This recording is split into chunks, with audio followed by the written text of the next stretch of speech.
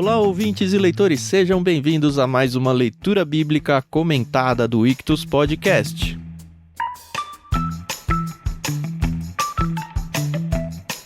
Eu sou o Thiago André Monteiro, @vulgutan, estou aqui para inverter a ordem com Thiago Moreira e Carol Simão, para a gente conversar sobre o penúltimo capítulo do livro de Gênesis, o capítulo 49. Tudo bem com vocês? Tudo bem. No penúltimo capítulo você quer inverter a ordem? Tá parecendo os patriarcas aqui invertendo as pessoas, né? Boa. Recebem as bênçãos. Né? É muito bom estarmos juntos novamente, chegando no finalzinho aqui, Gênesis 49. Vai ser legal a gente ver um pouquinho desse desfecho da vida de Jacó hoje e quase o desfecho do livro também. É verdade. Oi, pessoal, tudo bem? Aqui é a Carol Simão. E hoje é chuva de bênçãos, viu? Hoje é aquele hino do cantor cristão. Algumas bênçãos meio duras, mas... Dá pra chamar de bênção, será? É aquela bênção que eu não quero, né? Bom, como você ouvinte já sabe, a gente tá fazendo a leitura da Bíblia na NVT, da Mundo Cristão. A gente agradece muito à editora por emprestar ela pra gente usar no projeto. A gente quer convidar vocês a fazer parte lá no Telegram, a gente tem o canal, vocês sempre ouvem isso e a gente continua convidando. Quem sabe um dia você aceita o convite e entra no canal, né? A gente tem lá no Telegram, é só ter o aplicativo instalado e acessar t.me/leitura bíblica comentada para conversar tanto com a gente quanto com outros ouvintes. E também queria lembrar vocês que você pode ouvir esse programa tanto no nosso site ictus.com.br, Ictus se escreve ICHTHUS, quanto no seu aplicativo de podcast favorito. Aí é só procurar por Leitura Bíblica Comentada que você vai encontrar toda a série aí de Gênesis que nós estamos muito próximos aí de terminar.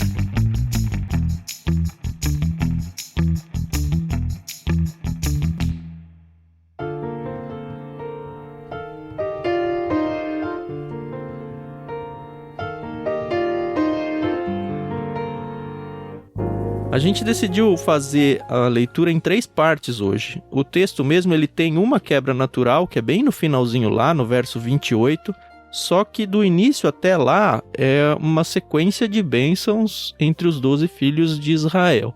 Então, como é muita informação, a gente decidiu quebrar no meio aí, então a gente vai na primeira leitura até o final do verso 12, e aí depois fazer o terceiro bloco seguindo na quebra natural do texto. A primeira leitura vai ser feita pelo nosso querido locutor do rádio aqui, Thiago Moreira. Muito bem. Vamos lá então, versículos de 1 a 12 de Gênesis 49.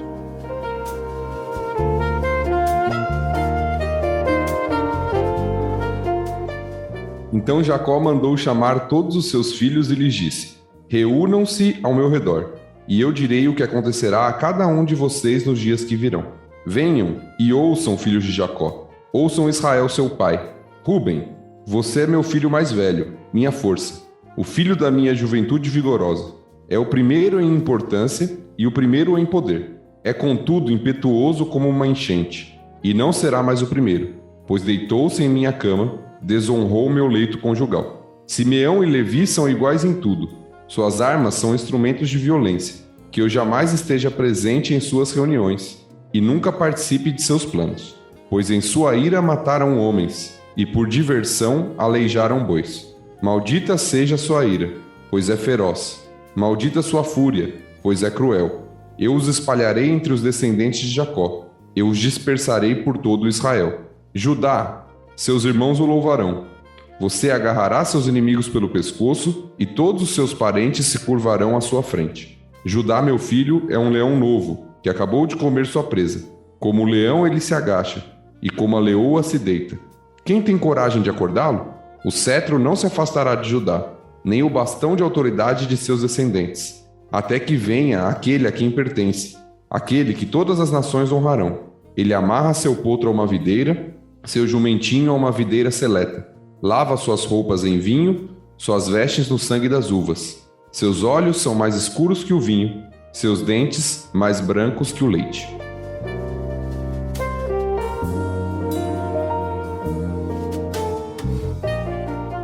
Muito bem. Eu gostaria de fazer uma pergunta. Vou dar uma de Carol aqui.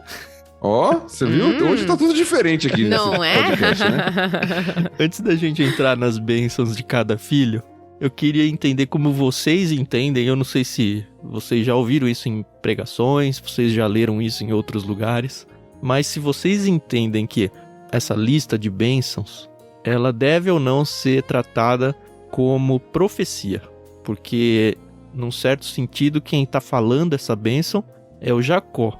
A gente sabe que tem muita coisa que realmente tem reflexos no que de fato aconteceu, ou que vai acontecer ainda, a gente vai falar bastante sobre isso. Mas aqui é o Jacó falando as bênçãos para os seus filhos, e eu não sei se é um salto forte demais dizer que é Deus falando isso para as nações. Não sei se ficou tão claro. A questão é, Jacó foi um profeta aqui? Ou ele só trouxe algumas coisas médias, assim? Então, eu vou responder aqui, porque vai estar errado, eu tenho quase certeza. E depois o pastor corrige. Mas eu olho, sim, como se fosse uma forma profética, né? Porque ele tinha a promessa de Deus, né? Falando que ele ia ter uma grande nação. Uhum. Então, quando eu li esse texto, que dessa vez, né? A gente prestou atenção direitinho nessa parte. Eu acredito que sim, que Deus tinha não era um diálogo direto, mas a comunicação entre Jacó e Deus era diferente, né? Então eu acredito sim que ele já deu a bênção pensando ali no pra frente. O que eu tô querendo dizer de profecia é, nós lendo hoje, a gente pode se agarrar a isso e falar, se não aconteceu, vai acontecer, sabe? Esse tipo de coisa. É certo de que isso vai acontecer com certeza absoluta, porque é uma profecia. Essa é a minha preocupação.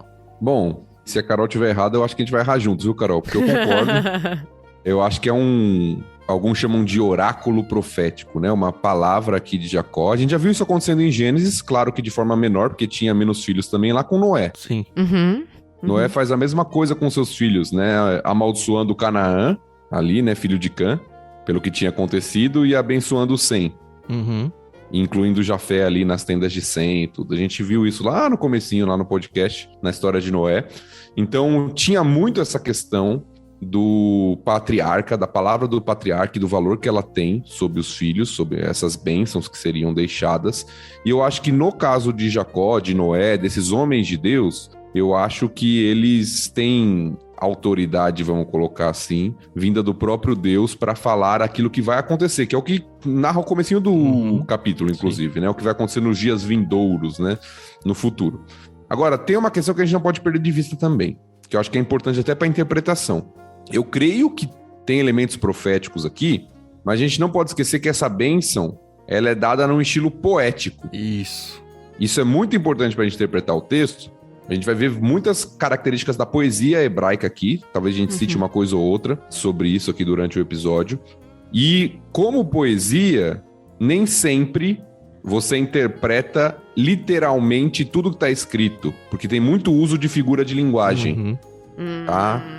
Imagens que trazem uma colocação, uma visão do que vai acontecer num sentido geral e não num sentido específico. Só pegar um exemplo aqui que é usado só para ilustrar o que eu tô falando agora, que a gente vai chegar lá. No versículo 11 diz assim, sobre Judá: ele amarra seu potro a uma videira.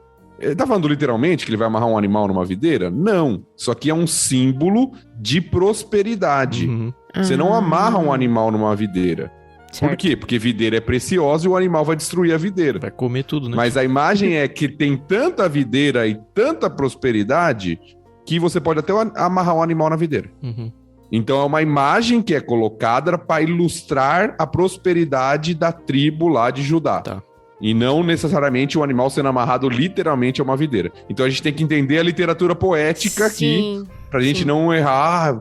Não aconteceu, ninguém amarrou um animal numa videira, então não foi a profecia. A gente tem que entender bem pra não cair nesses erros, entendeu? É que nem quando fala que o céu vai ter ruas de ouro, né? Porque eu sei que é uma coisa mais literal, mas é porque lá vai ter tanta riqueza que as ruas, que é uma coisa que a gente pisa, vai ser de ouro, né? Provavelmente. Sim. Não literal, mas não vai me surpreender se for, viu? Sim.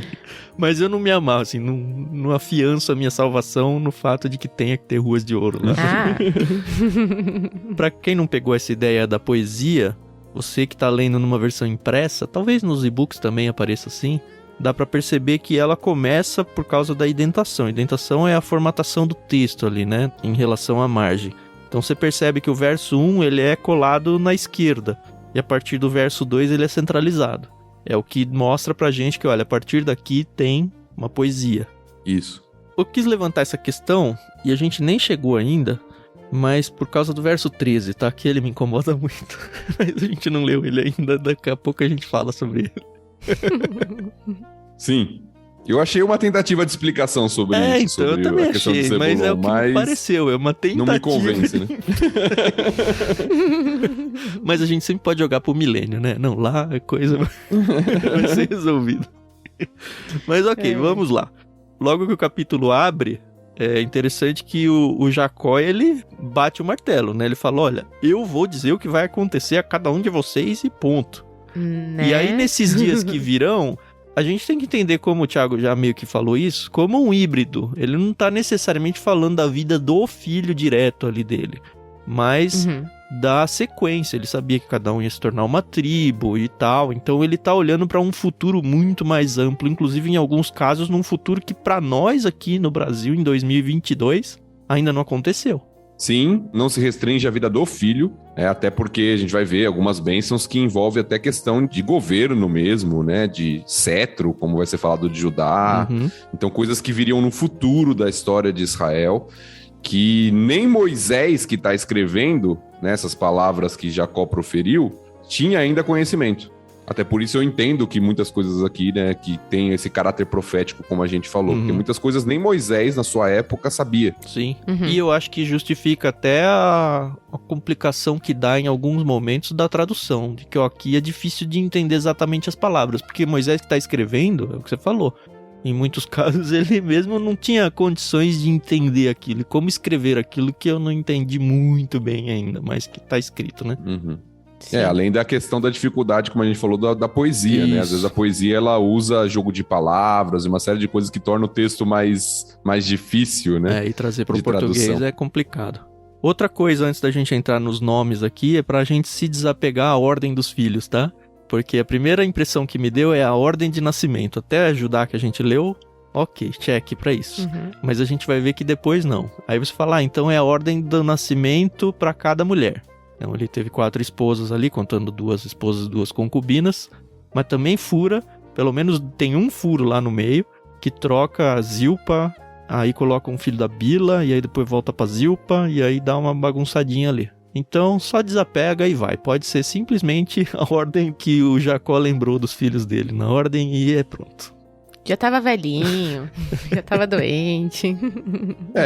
Tava quase, né? Foi quase tudo certinho. Foi quase, Teve uma diferença ali, né?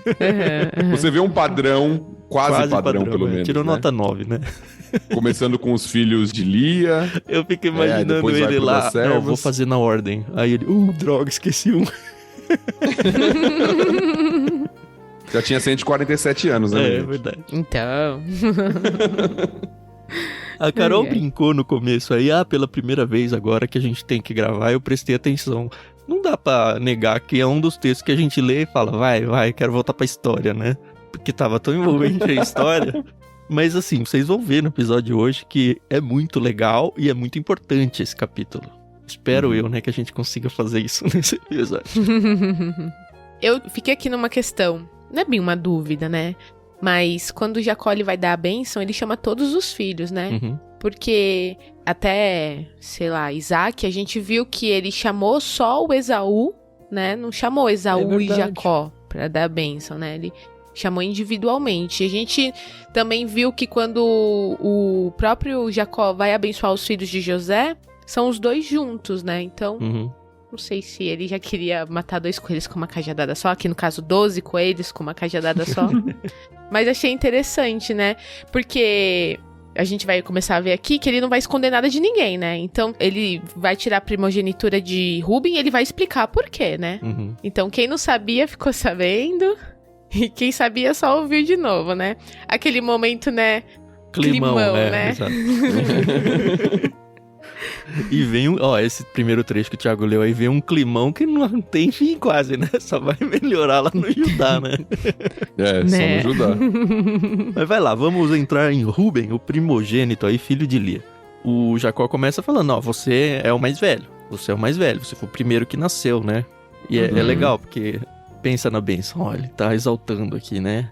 É o filho da minha juventude vigorosa, é o primeiro em importância, o primeiro em poder. Aí, mas... Aí sempre vem o mais, né? No caso aqui, contudo, né? E aí, como a gente já viu várias vezes, o Jacó passivo ao longo da história, parece que não age, parece que não tá nem aí. Na vez em que relata o Rúben se deitando com a concubina, a gente fala, pô, o Jacó parece que não fez nada. E o Tiago, acho que levantou a bola e falou, não fez, mas vai fazer, né? Lá na bênção ele vai se lembrar disso. Então a gente até fez um hashtag Jacó rancoroso aqui.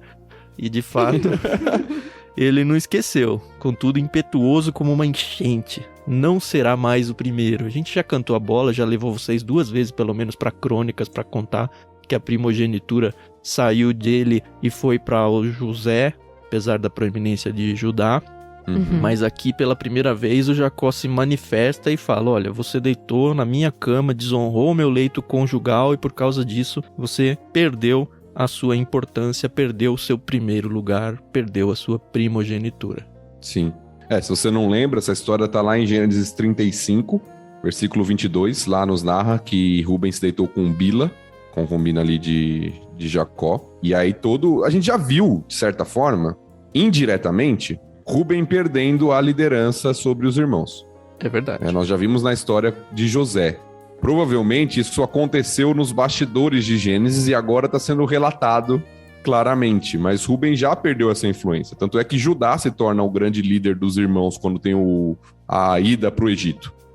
É Judá que toma essa posição, e acho que isso tem a ver também com a bênção sobre Judá, porque Judá é o irmão que, de alguma forma, cuida dos outros, né? Ele se torna quase que o primogênito quando José não tá. Faz sentido. Depois que José volta para a história, José, né, é abençoado como primogênito, a gente já viu, mas quando José aparentemente está morto ainda, Judá se torna o primogênito. Judá se torna o líder, o principal ali dos irmãos, aquele que assume a responsabilidade. E Rúben perde isso, de fato, por essa história que a gente já narrou, pelo pecado dele, pela imoralidade, pela impetuosidade, como foi dito aqui no texto. E aí a gente vê Rúben, que teria tudo para ser o grande líder entre as tribos de Israel. É interessante que você não enxerga, eu estava lendo até um comentarista que fala isso, você não encontra grandes rubenitas na história de Israel. Exato. Eu vi também a mesma coisa. A Bíblia do MacArthur, ela fala bem isso. Vou até ler aqui, a entrada que ela tem aqui, ó. A gravidade do pecado de Rúben não fora esquecida, as consequências eliminaram seu direito de primogenitura e toda e qualquer dignidade e majestade que tenha tido. Sua tribo recebeu pouco destaque na história israelita e não produziu sequer um juiz. Isso é uma coisa interessante que a gente nunca, pelo menos eu nunca tinha olhado para os juízes para me preocupar muito com a ascendência deles. Mas não teve. E não produziu sequer um juiz, um profeta ou outra pessoa importante. Moisés orou em favor dessa tribo para que não se extinguisse. Isso em Deuteronômio 33:6, se você quiser ler depois. Mas de fato, Rúben é meio que esquecido no meio da história de Israel. A gente meio que não ouve mais falar dessa tribo. Uma coisa que eu queria falar pra vocês que estão ouvindo, que é bem importante, tá? Abre ou um atlas se você tiver, ou procura na internet a distribuição das tribos no mapa de Israel. Quando eles tomarem a terra prometida lá e se colocarem lá, é bem importante a gente acompanhar onde cada um ficou, territorialmente falando, em relação a essa profecia. Eu, pelo menos, gostei muito de fazer o estudo olhando para isso. Vai ser importante principalmente pro próximo aqui, Simeão e Levi. Exato. Bom, indo então pro Simeão e Levi, uma das coisas que me chama a atenção de primeira, eles são o único caso em que a bênção é tratada conjunta, em todos eles. Então, Simeão e Levi é meio que tratado como um mesmo povo, quase aqui, pelo menos como uma bênção única, e não acontece nem com os filhos das concubinas, nem nada, né? Eu acho que isso tem tudo a ver com o que aconteceu com Simeão e Levi. É importante a gente notar que as bênçãos e maldições, entre aspas aí, né, que são dadas, elas têm muito a ver com a história de vida dos patriarcas, esses filhos de Jacó. Então, Rúben, o que ele recebeu foi também por aquilo que ele fez, como a gente acabou de ver. E Simeão e Levi têm muito a ver com isso na história de Diná. Lá em Siquém, né? Isso. Então você vê que toda a bênção que vem sobre eles aqui está relacionada a essa história, onde eles dois tramaram, né, aquele plano de destruir todo aquele povo, para o príncipe lá ter violentado sua irmã. Então você vê que tudo gira em torno disso. Por isso até eu acho que eles são tratados em conjunto, porque eles tramaram isso. Sim. E é interessante como algumas ações das nossas vidas, elas têm consequências para a vida toda, né? Quantas e quantas coisas a gente faz na vida, quantas e quantas coisas a gente viu que os filhos fizeram, e é essa aqui que o Jacó se apegou para definir todo o destino de uma nação aí, de uma tribo toda, né? A gente vê casos, por exemplo, que na história foi muito grave, que foi a venda do José, por exemplo, ela não é nem mencionada aqui em momento algum. Verdade. Será que é porque Jacó não sabia? Eu duvido que a essas alturas ele não tenha ficado sabendo ainda. Mas não tem, né? Sim. E aí ele destaca na sua bênção, que pra mim é mais maldição aqui, né? A violência dos dois. Sim. Ele diz que ele não quer nunca estar presente nas suas reuniões, nunca participar dos seus planos.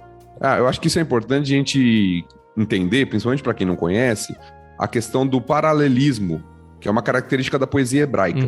Né? O que é o paralelismo? Às vezes, os autores eles usam frases sinônimas para destacar a mesma coisa.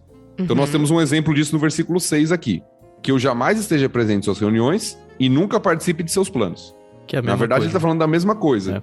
Né? E ele usa sinônimos aqui para reforçar a ideia. É um tipo de paralelismo que é muito presente na forma de escrever a poesia hebraica.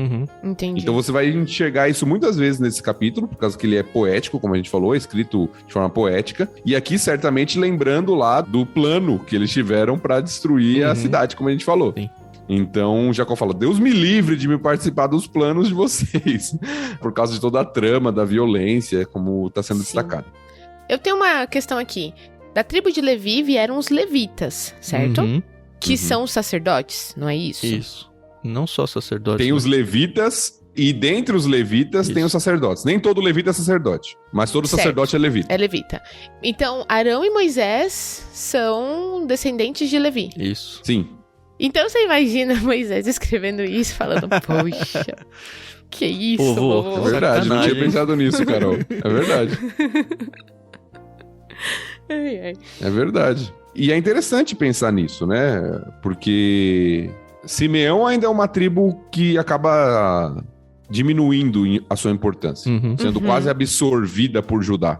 Né? Se você pega um mapa, a importância do mapa que o Tan falou, a tribo de Simeão fica dentro do território de Judá. Ela é quase absorvida por Judá.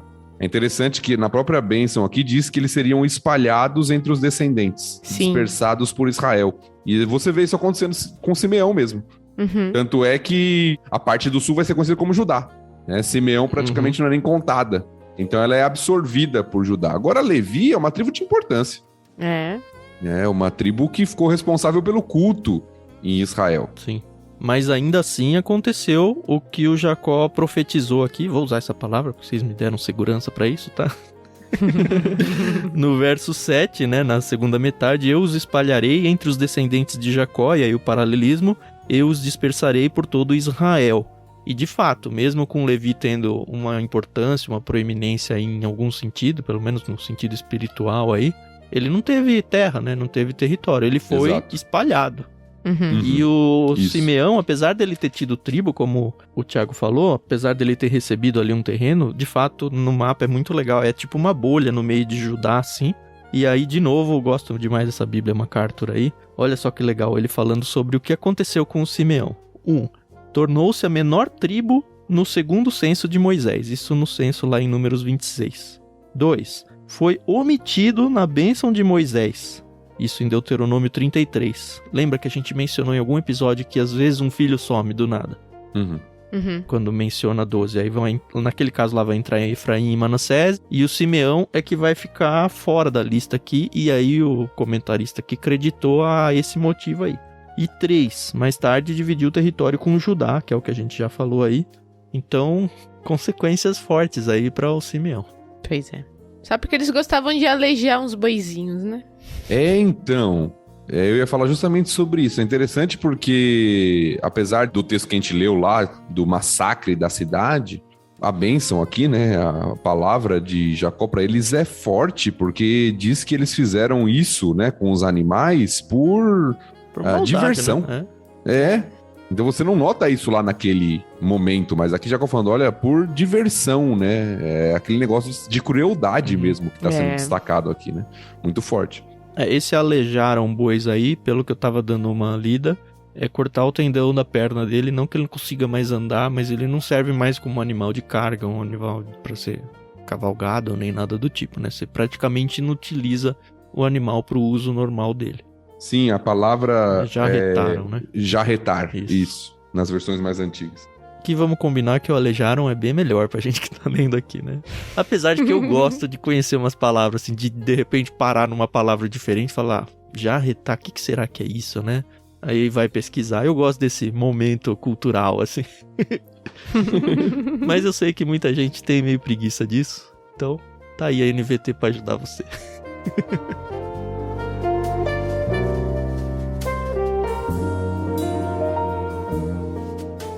Então a gente entra em Judá, né? Isso. Judá, que pra quem não sabe, é o ascendente de Cristo, é o ascendente de Davi e Salomão e tantos outros personagens importantes aí, e é muito legal ver. Assim, primeiro porque da lista é a primeira que é uma bênção legítima, né? Uma bênção boa, né? Positivo. É, uma bênção, não uma bênção, maldição. E a quantidade de palavras, né? O tamanho do texto aqui em relação aos anteriores é muito maior. E faz totalmente jus a tudo que Judá e toda a sua descendência que viria faz para a história do mundo, né? Sim, sem dúvida. E como a gente já destacou, né? Judá parece ter se tornado o líder entre os irmãos na ausência de José. E aqui isso de alguma forma parece que tem um reconhecimento e tem tudo a ver com o que vai acontecer na história mesmo do povo, que acaba tomando o nome dele, né? Que é o povo judeu, né? Que a gente conhece até hoje. Sim. Então, Judá tem uma importância muito grande aí pro decorrer da história de Israel, né? Ele vai se tornar a tribo do sul inteira, né? Que vai ser ele e o Simeão, Sim. como a gente já viu. Se não me engano, Benjamim entra lá também? Eu acho que há uma migração em um período dos benjaminitas. Pra baixo, né? Pro sul. Isso. Enfim, aí aparece um termo que eu gosto demais, né? Pra quem gosta de Nárnia, acho que gosta mais ainda, né? O termo de leão. E aí a gente vai pra Apocalipse, por exemplo, onde... Apocalipse, acho que 5:5, que Jesus é chamado de o leão da tribo de Judá. Ah, faz um eco tão gostoso no meu coração quando eu leio isso. Eu li essa questão da figura do leão, né? Que o leão, ele representa um animal com força, né? Com coragem, ousadia. E também a gente costuma dizer que o leão é o rei da selva, né? Então tem aquela coisa da realeza, né? Mas isso é uma parte bem lúdica, né? E a gente sabe também que de Judá vieram a linhagem real, né? Davi, e aí, por consequência, Jesus Cristo, né? Então, é isso que o Tan falou, é o leão da tribo de Judá. Se a gente for olhar os reis do sul, a linhagem dos reis de Judá, ela nunca deixou de ser a linhagem de Davi, né?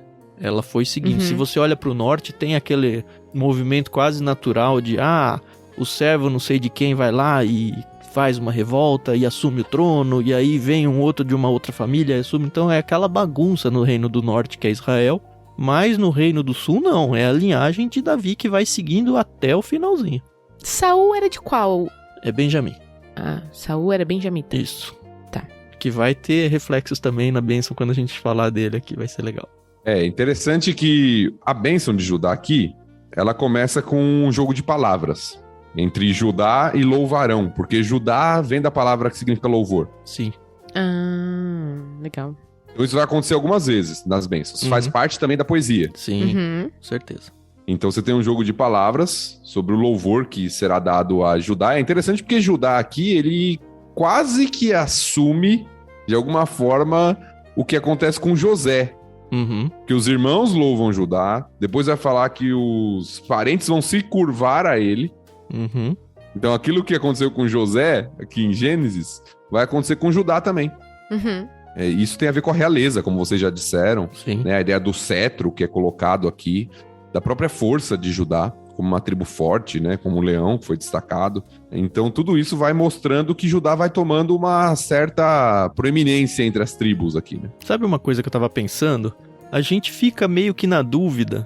Mas quem que foi o primogênito? Gera assim, essa sensação, né? Pô, mas foi o Judá, foi o José, e na verdade nem o José, o Efraim, né? Por causa do José, que é no capítulo anterior a gente mostrou isso. E se a gente não tivesse a confirmação lá no texto de Crônicas que a gente já leu, seria difícil bater o martelo para qualquer um dos lados. Só que se você for olhar no que foi depois da divisão de tribos, Judá é, entre aspas, aí o primogênito da parte sul, porque é ele que toma a proeminência, e na parte norte é o Efraim, tanto que ele é intercambiável, aí o nome é intercambiável entre Israel e Efraim. Então, num certo sentido, meio que tem dois primogênitos aqui, pelo menos para a liderança de duas grandes nações. E é um negócio que, assim, tá na nossa cara, mas muitas vezes a gente não percebe. Ó, Judá realmente se tornou uma nação sozinha, e Efraim também. É verdade. E é claro que todo o destaque por causa do nosso contexto cristão vai acabar se voltando mais para Judá, por causa da linha messiânica, como a gente já falou, mas a gente já disse isso no episódio anterior, inclusive, que Efraim se torna uma nação ali muito poderosa, né? Sim. Em vários períodos da história de Israel se torna uma tribo muito forte dentro da nação, né? É interessante que no versículo 10 fala, como a gente já tem mencionado aí, sobre o cetro. E é importante o finalzinho do versículo 10, porque diz: até que venha aquele a quem pertence, aquele que todas as nações honrarão ou trarão tributo. Aqui é uma tradução um pouco difícil até, as versões falam que tem uma tradução um pouquinho difícil, mas eu creio que aqui nós temos inclusive um vislumbre messiânico. Eu não consigo não pensar isso. Pra mim é só messiânico aqui. Então, um vislumbre do Messias. O cetro não se afasta de Judá, ou seja, tem os reis lá, mas tem o rei por excelência, que um dia vai chegar a esse trono, falando a respeito de Jesus, do Messias, né? Então, muito bonito e eu acho que bem profético mesmo aqui. Se eu tinha alguma dúvida sobre a questão da profecia, eu acho que nesse ponto minhas dúvidas são sanadas aqui. E é muito interessante pensar isso, né? Porque quanto que a gente tá longe da ideia de um Cristo chegando, de um Messias sendo necessário para a humanidade, sabe? E Deus já coloca, assim, como a gente já falou lá no começo, né? Da serpente e o diabo, já coloca migalhas do que seria necessário, do que aconteceria, que vai vir alguém que vai pisar a cabeça da serpente. E aqui, olha, vai vir alguém que é rei, que vai governar. E aí a gente vai entender o que significa esse governo, né? E os próprios judeus demoraram muito tempo, acho que até hoje eles não entenderam muito bem o que é isso, né? Mas tá aqui, cada vez mais patente esse negócio, vai vir Cristo, vai vir o Messias. E aqui já tem uma profecia dizendo, ele vai ser da tribo de Judá.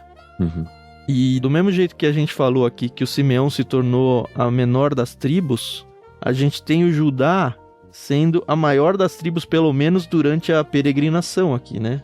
E de novo trazendo aqui a MacArthur para vocês. Na marcha pelo deserto, Judá seguiu à frente, conforme Números 10, 14, e de acordo com o censo de Moisés, teve a população mais numerosa, conforme Números 1, 27 e 26, 22.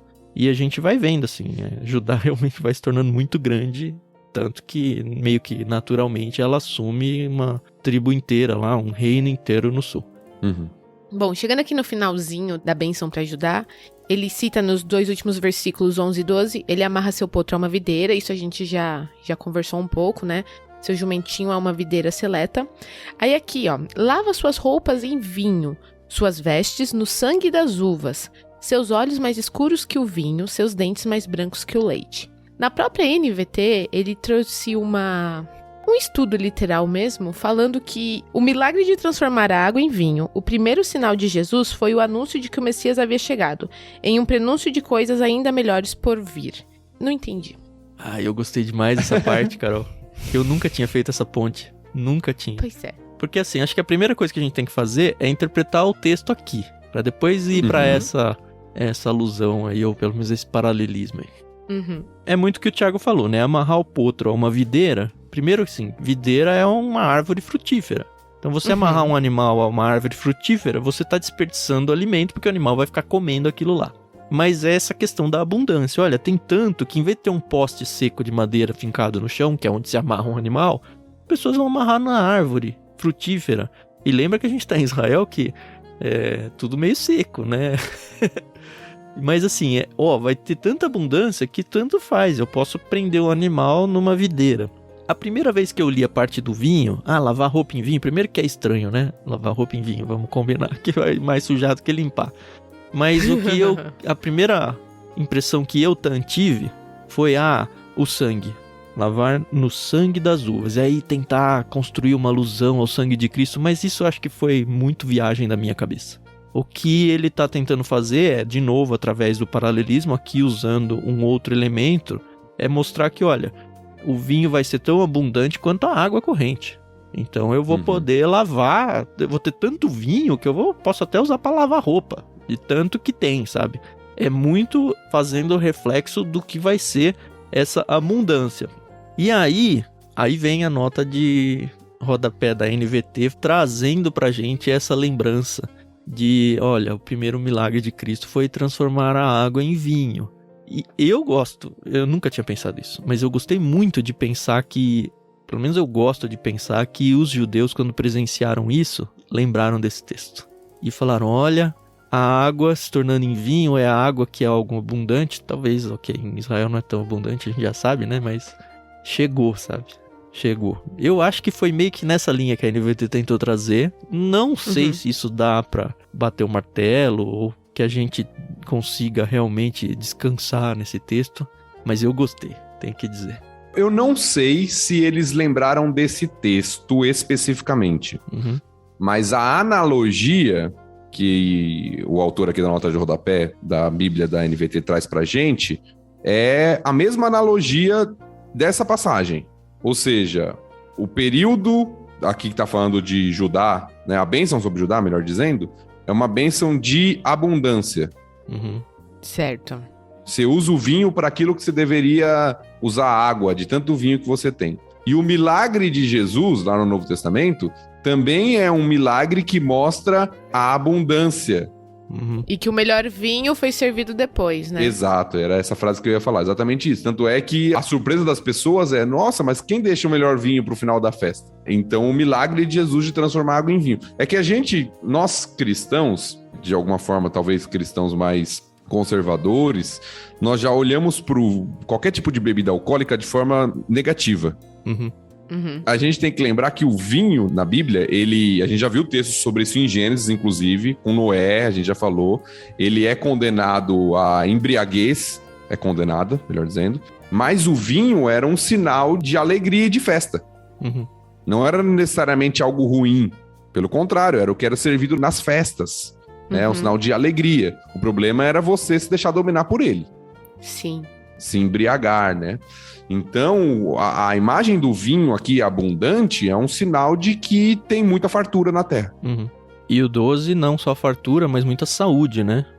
Olhos mais escuros que o vinho, dentes mais brancos que o leite. Então vai ser uma época de tudo perfeito. Muita saúde, muita abundância. E aqui sim eu acredito que seja uma profecia de algo que não chegou ainda. É o que a gente chama aí de época milenar, governo milenar de Cristo na terra e tudo. Onde a gente vai ter o próprio Cristo governando o mundo. Vai ser tão legal, meu. Vai ser tão legal. Tá certo, entendi agora.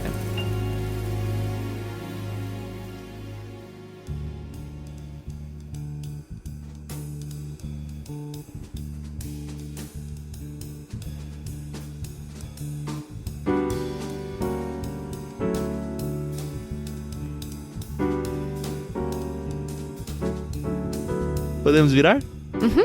Então vou fazer a leitura do verso 13 até o 28.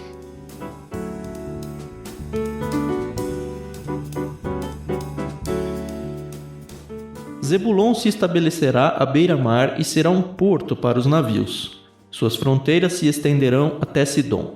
Issacar é um jumento forte, que descansa entre 2 sacos de carga. Quando vir como o campo é bom e como a terra é agradável, curvará seus ombros para a carga e se sujeitará a trabalhos forçados. Dan governará seu povo, como qualquer outra tribo de Israel. Dan será uma serpente à beira da estrada, uma víbora junto ao caminho que morde o calcanhar do cavalo e faz o cavaleiro cair. Ó Senhor, espero pelo teu livramento. Gade será atacado por bando de saqueadores, mas os atacará quando baterem em retirada. Azer se alimentará de comidas deliciosas e produzirá iguarias dignas de reis. Naftali é uma gazela solta que dá à luz lindos filhotes. José é árvore frutífera junto à fonte. Seus ramos se estendem por cima do muro. Arqueiros o atacaram brutalmente, atiraram nele e o atormentaram. Seu arco, porém, permaneceu esticado, e seus braços foram fortalecidos pelas mãos do poderoso de Jacó, pelo pastor, a rocha de Israel. Que o Deus de seu pai o ajude, o Todo-Poderoso o abençoe com bênçãos nos altos céus, bênçãos das profundezas das águas, bênçãos dos seios e do ventre. Que as bênçãos de seu pai ultrapassem as bênçãos de meus antepassados e alcancem as alturas das antigas colinas. Que essas bênçãos descansem sobre a cabeça de José, que é príncipe entre seus irmãos. Benjamim é um lobo voraz. Pela manhã devora seus inimigos, ao entardecer, divide o despojo. Essas são as 12 tribos de Israel, e foi isso que seu pai disse ao despedir-se de seus filhos. Deu a cada um deles a bênção que lhe era adequada.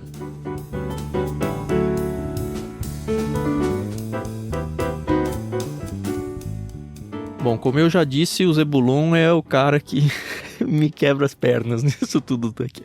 Porque diz que ele se estabelecerá à beira-mar e será um porto para os navios. Suas fronteiras se estenderão até Sidom.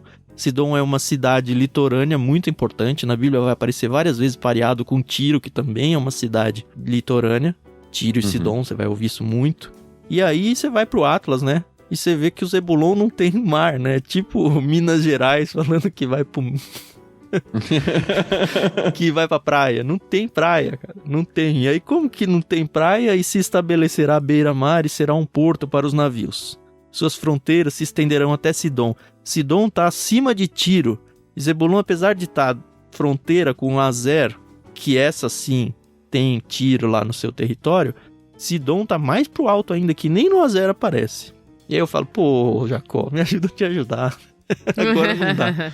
Mas eu vou deixar o Thiago passar pano aí, porque eu não consegui. Não, tem duas formas de tentar, né, entender essa profecia aqui. Uma que acredita que isso já se cumpriu e uma que acredita que isso vai se cumprir futuramente, com uma extensão de território no período do milênio, como o Tan já mencionou algumas vezes aqui no nosso episódio de hoje.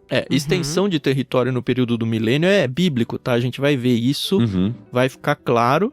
Não tem créditos de que tribo vai ocupar cada território, mas que vai ter uma extensão que nunca existiu no mundo, isso vai. Fechei meu parênteses, pode seguir. Sim.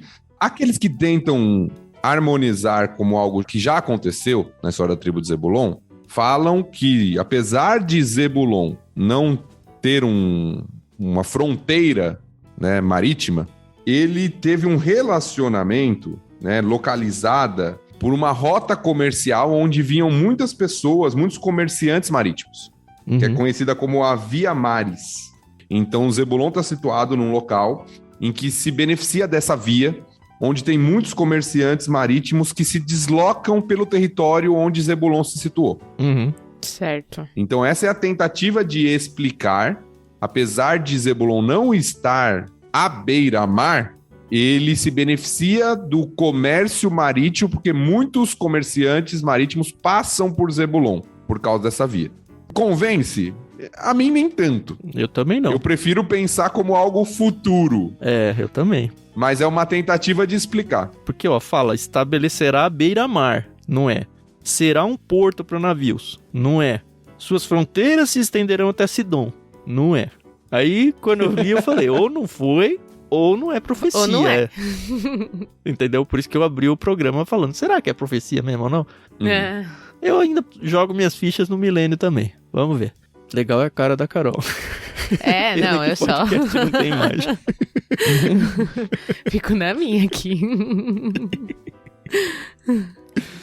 Beleza. Resolvido o assunto ou não resolvido o assunto do Zebulon aí.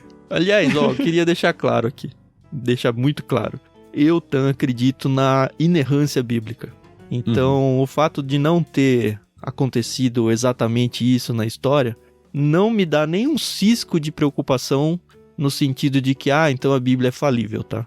Talvez algumas pessoas se abracem nisso, mas textos assim não abalam em nada absolutamente a minha fé ou a minha confiança nas Escrituras. Isso tem que deixar bem claro. Eu sei que cada um lida do seu jeito com isso, e eu realmente acho uma pena as pessoas que começam a questionar a Bíblia por causa disso. Mas eu queria deixar esse aviso aqui. Eu acho que a gente falou isso, né? Mas é bom, a gente tá lá aqui em Gênesis 49 já. Mas a gente, quando começou o projeto, nós falamos isso, alguns fundamentos, alguns pressupostos nossos. E nós acreditamos na Bíblia como a palavra de Deus. Então, nós sempre partimos desse fundamento, dessa doutrina, da inerrância, da inspiração das Escrituras. Eu acho que isso é uma boa âncora, né, para a nossa análise bíblica. Sim, eu concordo aí.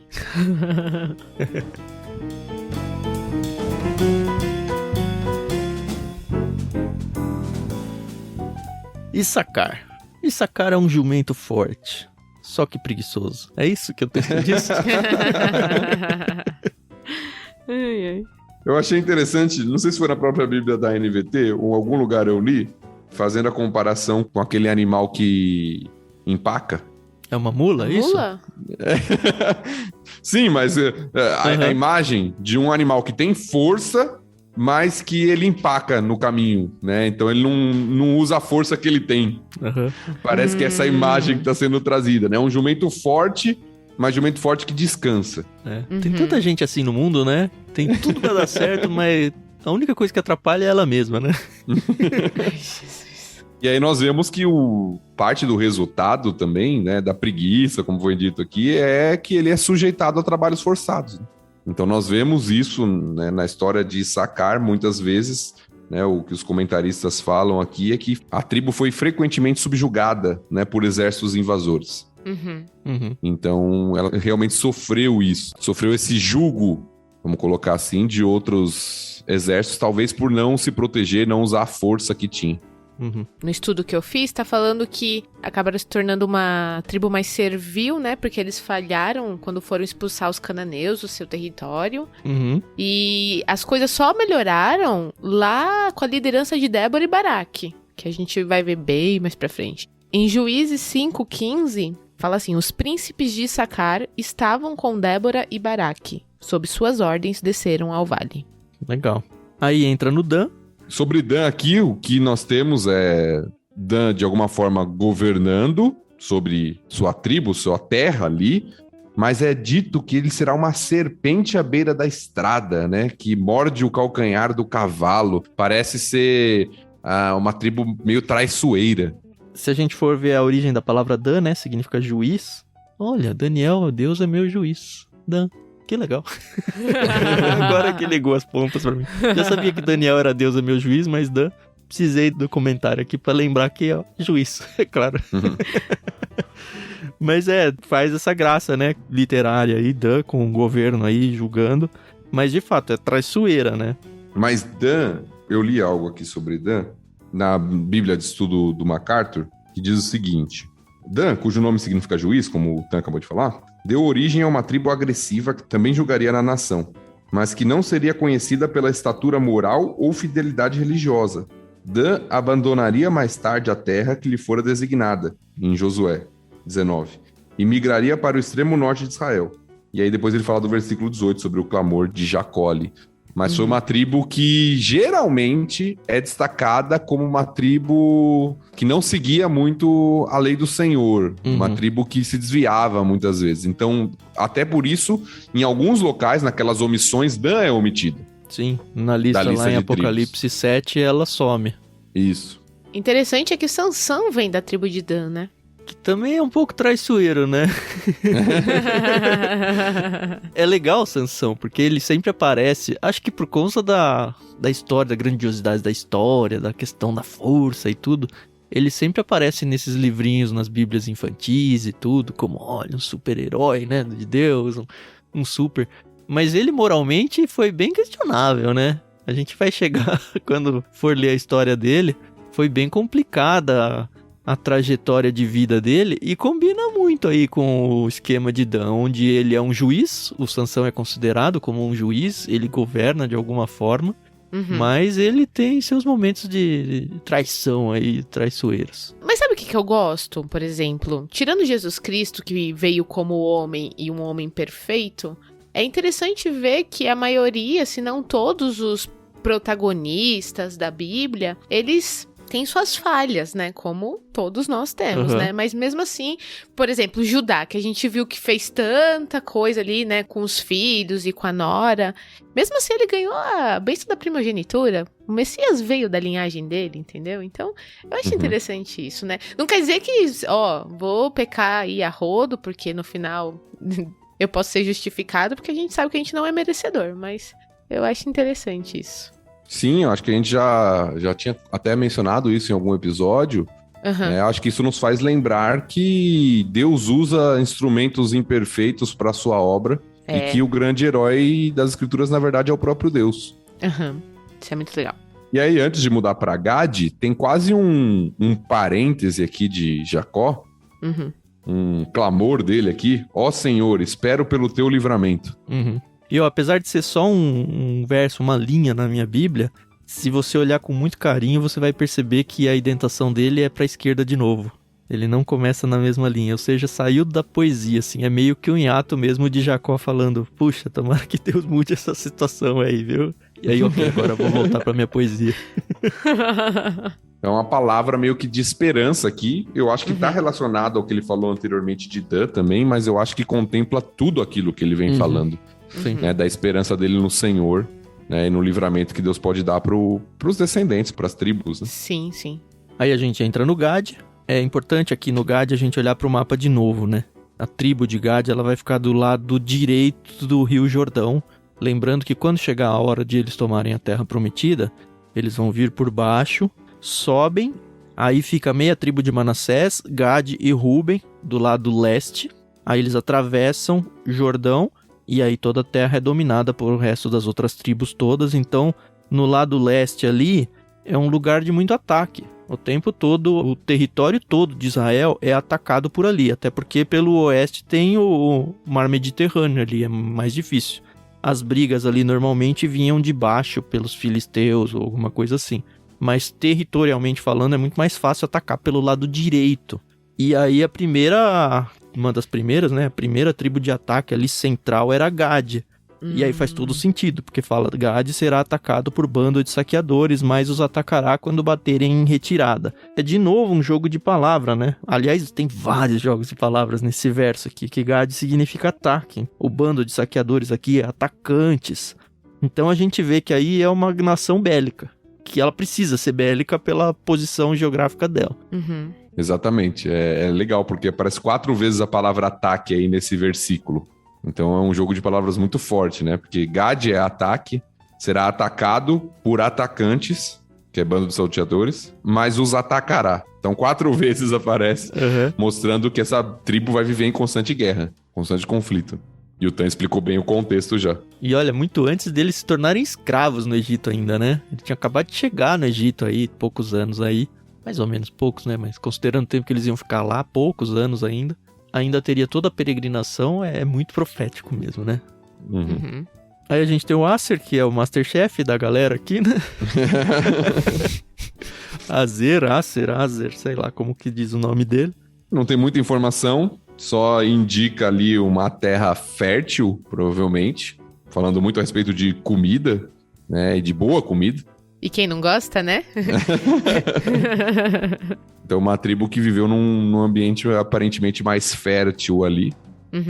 Aí depois fala de Naftali, né? Antes de Naftali, a explicação que a própria Bíblia de Surdo da NVT dá é que a tribo se estabeleceu ao longo do rico litoral norte de Canaã. Então, de fato, um local ali onde tinha bastante riqueza, né, e fertilidade para produção de alimentos aí. Essa sim, cheia de portos, com tiro coladinha nela ali, tudo certinho. E mais importante, né? Vizinha do Zebulon, que vai tomar as terras dela em algum momento na história. Depois vem a bênção, né, pra Naftali, né? Comparando a sua descendência com uma gazela solta. Eu li que a tribo, ela ficou com um aspecto, assim, meio militar, né? O próprio Baraque era um descendente de Naftali, né? Que a gente citou um pouquinho antes. Ele e Débora. Eles ficaram numa região montanhosa. Eu acho que a analogia ao animal aí é um animal de montanha mesmo. Uhum. E eu acho que gazela aí a gente lê com olhos ocidentais e pensa até em alguém, mas acho que não é isso, né? Uhum. É aquela coisa de não só o bélico, mas a destreza de lidar com o terreno nos momentos de guerra. Eu acho que é isso que o texto tenta trazer pra gente. E a agilidade, a velocidade Isso. desse animal que consegue... É interessante, muitas vezes é comparado nas escrituras como andar em lugares difíceis mesmo e com destreza, né? Como você diz, com velocidade, com capacidade. Então, eu acho que tem a ver com a região, sim. Uhum. Legal. E aí a gente entra nos filhos da dona Raquel, né? É interessante notar que a bênção aqui ela é dada para o José, o primeiro, né? E não para o Efraim e para o Manassés, que já, verdade, já apareceram no capítulo anterior. Mas o nome do Efraim, apesar dele não estar diretamente aqui, ele é meio que lembrado no início da bênção aí. Não sei se o Thiago pegou essa ou não, mas a Bíblia de Estudo NVI dessa vez pegou aqui para mim. Que bom. Diz o seguinte, ó. Um jogo de palavras com o nome de Efraim, frutífera, que segundo Jacó predisse seria maior que o primogênito de José, Manassés. Então, assim, o Efraim não tá, mas tá na bênção. Porque o significado de Efraim é frutífero, né? Isso. E a bênção começa falando que José é uma árvore frutífera junto à fonte, né? Então, um possível jogo de palavras aí com o primogênito, que se tornou o primogênito, na verdade, né? E aí tem uma bênção bem mais longa do que a dos outros irmãos, pelo menos os dos coadjuvantes. Nossa, que triste, né? E é forte também, eu acho que ela foi tão impactante quanto foi a bênção do Judá. Não sei se tanto quanto, mas pelo menos teve sua imponência aí. O que mais me chama a atenção na bênção de José fala sobre prosperidade de alguma forma, ser frutífero, sobre guerra e vencer batalhas contra os inimigos, mas é a descrição de Deus, né? Porque é a única bênção onde Deus é descrito com nomes e vários nomes, né? Uhum. Fala do poderoso de Jacó, o pastor, a rocha de Israel, o Deus de seu pai, o todo-poderoso. Então eu acho que isso é muito significativo da própria relação de José com Deus, né? E como Deus é descrito e como Jacó pede para que o Deus de Israel, com vários nomes aqui, proteja e abençoe José e a tribo de José, né? Uhum. E a gente já falou várias vezes sobre essa questão de usar o nome de Deus com vários atributos diferentes, né? Trazer o nome de Deus à memória através dos seus atributos. Uhum. É interessante que ele fala de vários tipos de bênção também, né? Bênção dos altos céus, que geralmente significava a chuva, né, que vinha para a colheita. Bênção das profundezas das águas, que muitos ligam aqui a poços, né, de água para prosperidade na terra, uma série de coisas. E bênção do seio e do ventre, que era o sinal da expansão do povo, né, da fertilidade, do nascimento de filhos, né, descendentes. E de fato vai acontecer, né? Se a gente for olhar de novo, eu já falei em algum episódio, me espanta a quantidade de território que o Manassés, por exemplo, assumiu. Se bem que Judá é grande pra caramba também, né? Mas perto de outros, você olha Zebulon pequenininho, Dan pequenininho, Issacar pequenininho, e Manassés tem do lado direito e do lado esquerdo do rio, nos dois lados, um território bem grande, sabe? É bem interessante de ver que, de fato, Efraim e Manassés foram muito beneficiados, não só Efraim por se tornar aí praticamente o povo de Israel inteiro, ou pelo menos ser lembrado como isso, mas ambos, de fato, têm reflexos muito grandes de toda essa abundância da bênção aí. E aí vem o filho da Carol, né? Benjamim. Quem dera. Quem dera, Carol, você queria essa bênção aí pra ele, não? Não, meu querido, a gente tem uma tribo, né? Eu achei que foi uma bênção meio mal menos. Sério? Lobo voraz, pela manhã devora seus inimigos, ao anoitecer divide o despojo. Acabou. Eu entendi isso aqui mais como algo negativo do que algo positivo, viu? Não sei. Se a gente for olhar, por exemplo, a história do que foi depois resultado da tribo de Benjamim, Benjamim quase foi dizimado naquela questão lá onde eles abusam da concubina de um judeu lá, e aí depois os próprios judeus se vingam em cima e quase exterminam a tribo de Benjamim. A gente vai ver um benjamita muito famoso, chamado Saul. Na verdade, são dois benjamitas famosos, isso que eu ia falar. E os dois chamam Saul, né? Exatamente. Saul e Saulo. Saulo é Saul. Que vai se tornar o Paulo, o Super Paulo lá do Novo Testamento, né? O Super Paulo, gostei. O Super Paulo. Assim, o cristianismo atingiu os gentios, né? Pra usar o termo que o Novo Testamento usa. Principalmente por causa dele, né? Sim, ele que expandiu ali, tirou do meio de Israel e levou pra todo lado o cristianismo. Mas o primeiro Saul não foi tão bacana assim, né?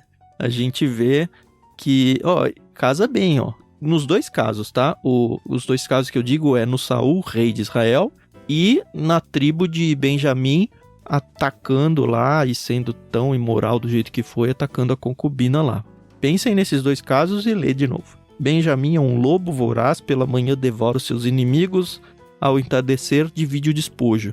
Por isso que eu li como algo ruim, porque sempre que eu leio Benjamim me vem essas duas histórias à cabeça. O que o texto destaca é que é uma tribo que vai estar em constante conflito, novamente, né? Em guerra o tempo inteiro. E até guerra dentro do próprio povo, como você já mencionou. Naquela guerra civil que tem em Israel, é causada pela tribo de Benjamim.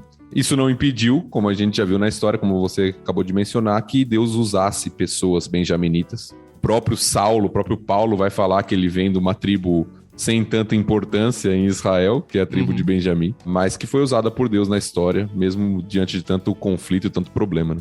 A lição que eu tiro pra gente é: mesmo que a sua família seja tudo desgracenta, você pode ser uma grande bênção na história de Deus, tá bom? Não, mas isso é verdade, a gente tá brincando, mas às vezes a gente culpa muito o ambiente, a circunstância, e mesmo em meio a tribos que foram desobedientes ao Senhor, o Senhor levantou pessoas que foram fiéis a Ele.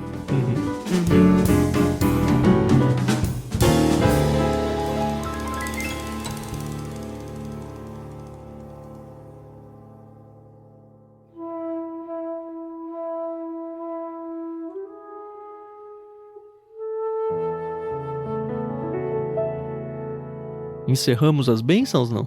Opa! Sim. Então vamos à leitura final, a triste leitura final que ficou em cargo da Carol. Tá certo, então vamos lá.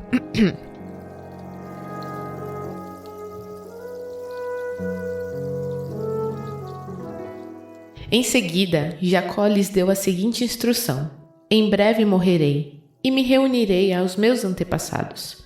Sepultem-me com meu pai e com meu avô na caverna no campo de Efron, o Hitita. É a caverna de Macpela, perto de Manre, em Canaã, que Abraão comprou do Hitita como sepultura permanente. Ali estão sepultados Abraão e sua mulher Sara. Ali também estão sepultados Isaque e sua mulher Rebeca. E ali sepultei Lia. É o campo e a caverna que meu avô Abraão comprou dos hititas. Quando Jacó terminou de dar essa instrução a seus filhos, deitou-se em sua cama, deu o último suspiro e, ao morrer, reuniu-se a seus antepassados.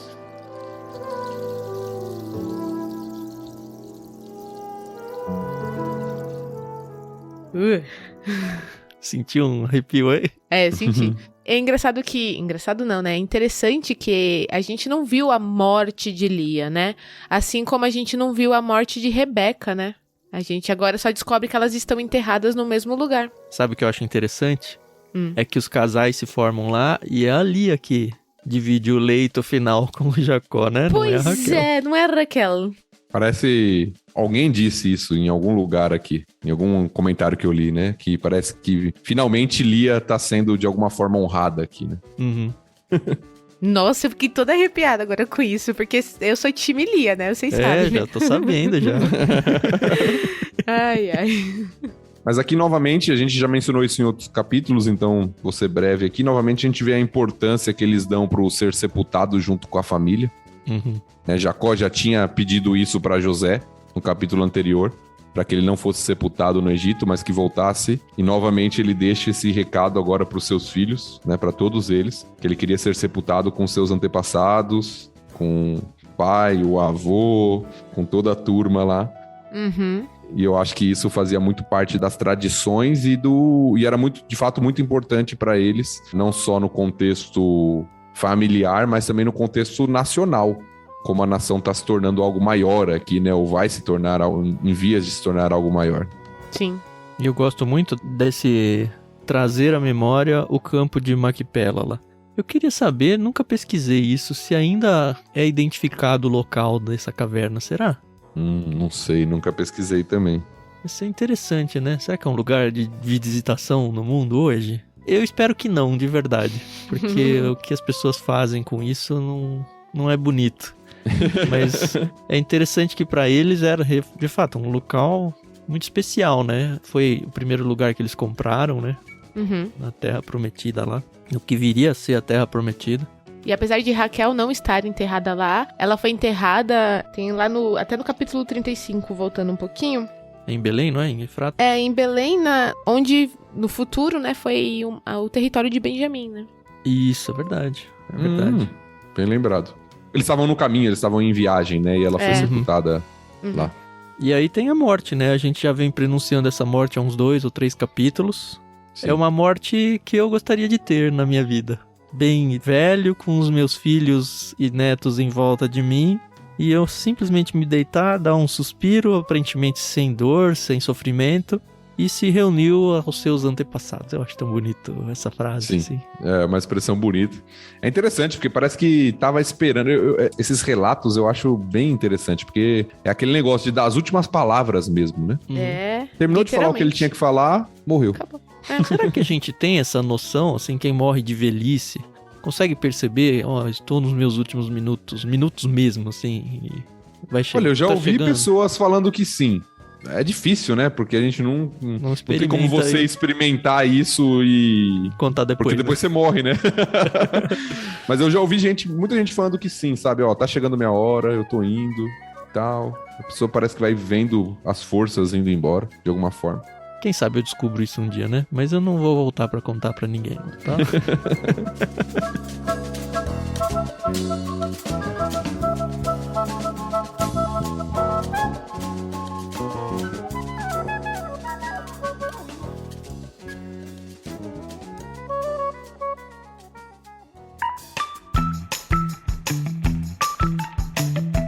E o próximo capítulo, que vai ser o último do nosso Gênesis aqui, pra mim vai ser duplamente emotivo, porque pelo próprio capítulo em si, pela história em si, ela já é muito emotiva, que é todo choro pela morte de Jacó, pelo menos boa parte do capítulo vai tratar sobre isso, o enterro.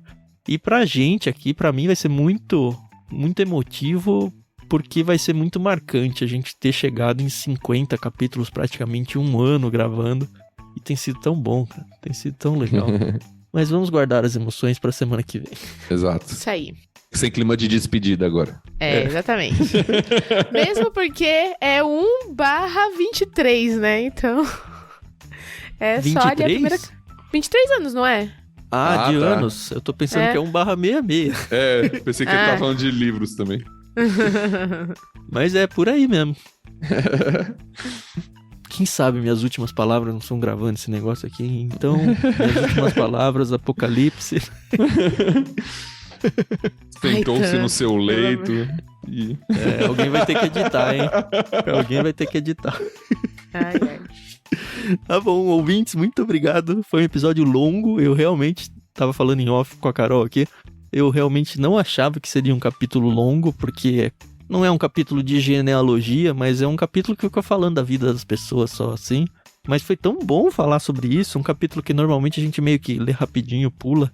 Mas foi legal, acho que a gente trouxe bastante informação legal, acho que muita informação pra gente se lembrar conforme a gente for avançando no Antigo Testamento. E espero que você tenha gostado tanto quanto a gente gostou de trabalhar nesse capítulo aqui. A gente volta na semana que vem. Não se esqueçam de trazer pessoas, agora que Gênesis está meio acabando, convida pessoas para começar de novo e alcançar aos pouquinhos a gente nesse projeto. Vai ser bem legal, tá bom? Muito obrigado e até semana que vem. Até semana que vem, pessoal.